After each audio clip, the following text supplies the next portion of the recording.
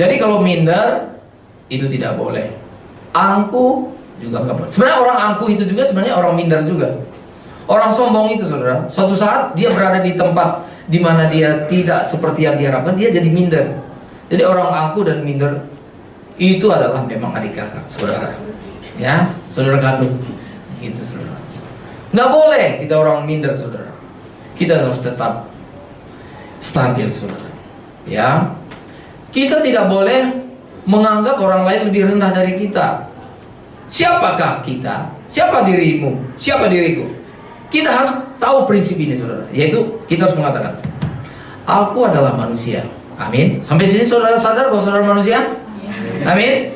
Ya, beritahu dulu sebelahnya, ini loh kamu manusia gitu. Iya, manusia ya, gitu ya. Oke. Sebagai manusia, aku tidak lebih tinggi dari yang lain. Aku tidak lebih rendah dari yang lain.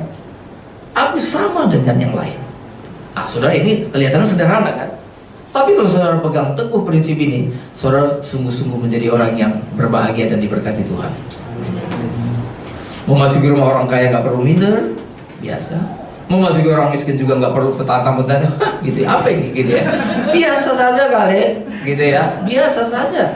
Karena ingat bahwa yang saya masukin ini, sekalipun dia miskin, dia ini adalah anak Allah, pribadi yang berharga, diciptakan menurut peta dan gambar Allah yang harus aku hormati.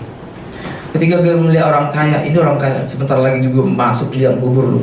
Apa hebatnya, sama kasihan kamu. Harta kamu banyak, tapi kamu nggak bisa makan ini, nggak bisa makan itu. Kamu hidup dalam kecemasan, ketakutan. Jadi melihat orang kaya pun kita kasihan.